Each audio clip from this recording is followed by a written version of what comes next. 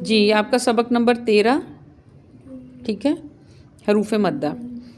حروف مدہ کے بارے میں ہم پڑھ چکے ہیں کہ الف خالی سے پہلے زبر، ٹھیک ہے، اور واو ساکن سے پہلے پیش،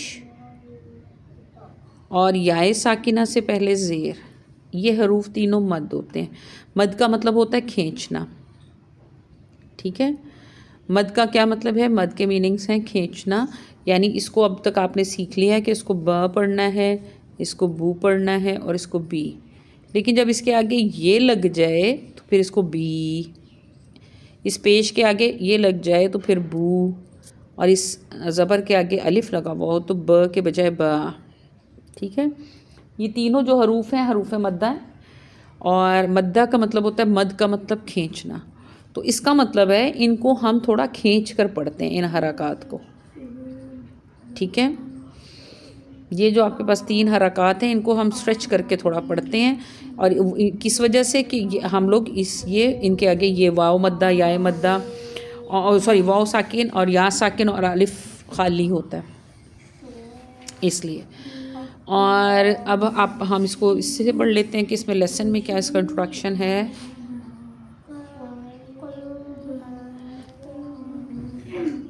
دیکھیے حروف مدہ کتنے ہیں؟ حروف مدہ 3 ہیں۔ حروف مدہ کون کون سے ہیں؟ الف مدہ، واو مدہ، یا مدہ، ٹھیک ہے۔ الف خالی سے پہلے زبر ہو تو الف مدہ، اور واو کی مدہ کی کیا پہچان ہے کہ واو ساکن سے پہلے پیش ہو تو واو مدہ، یہ لکھا ہوا ہے انہوں نے۔ اور یا مدہ کی کیا پہچان ہے؟ یا ساکنہ سے پہلے زیر ہو تو یا مدہ۔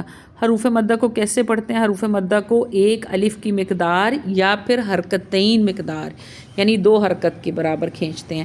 جیسے اب اگر زبر 2 ہو جائیں تو وہ ایک الف، یعنی ب ب با، بو بو بو، 2 حرکات کے برابر کھینچا جاتا ہے۔ تو وہ 2 حرکات کہہ لیجئے، چاہے آپ 2 حرکات ہوں یا پھر ایک الف، اس کو برابر ہی سمجھتے ہیں۔ اگر وہ کہنا ایک حرکت ایک الف کے برابر، تو اس کا مطلب یہ ہے کہ وہ 2 حرکات کے برابر ہی بنتا ہے، اور وہ وہی مقدار ہے کہ ایک انگلی کو ہم کھولیں درمیانی سی حالت اور کیفیت سے، یا کھلی ہوئی انگلی کو ہم بند کریں تو وہ ایک مد کی مقدار کے جتنا بن جاتا ہے، ٹھیک ہے۔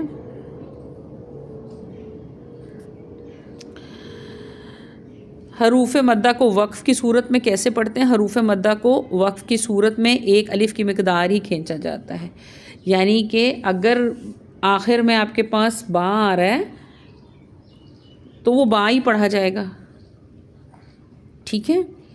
اگر آپ کے پاس مثال کے طور پہ قول، اب آپ اس کے اوپر وقف کر لیں تو یہ قولا ہی رہے گا، وقف میں بھی کوئی تبدیلی نہیں آئے گی۔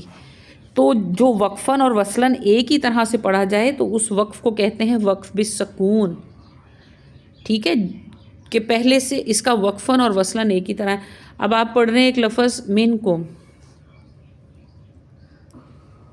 ٹھیک ہے، یہ پڑھ رہے ہیں منکم، تو اب اس پہ وقف کر لیں تب بھی یہ منکم ہی پڑھا جائے گا، تو اس کا بھی وقف پہ سکون ہے، پہلے سے ساکن حرف پہ جب وقف کرتے ہیں۔ اگر حرکت کو ختم کر کے وقف کیا جاتا ہے تو وہ وقف بالاسکان ہوتا ہے، جو ابھی تک ہم نے پڑھا تھا۔ تو حروف مدہ کا وقف بالسکون ہوتا ہے، ٹھیک ہے جی۔ یہ آج کا آپ کا لیسن ہے، یہ آپ نے یاد کرنا، اور یہ انہوں نے آپ کو یہاں لکھا ہوا ہے با تا سا، ٹھیک ہے، اور انہوں نے آپ کو یہ بتایا ہے کہ اس کو پڑھا کیسے جائے گا۔ جیسے قول یہ زبر کے ساتھ ہے، قول یہ زبر کے ساتھ، قول یہ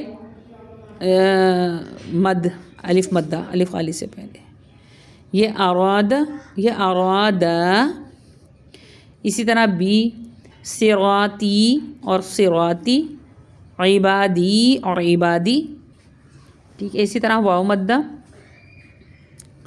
فتوبو، فتوبو، اتوبو، اس کو اتوبو نہیں کر سکتے اور اس کو فتوبو نہیں پڑھ سکتے، کھینچنا ہے تھوڑا سا، توبو توبو، ٹھیک ہے، فتوبو اتوبو، ٹھیک ہے. اور اسی طرح افیغو، افیغو اور تفیغو.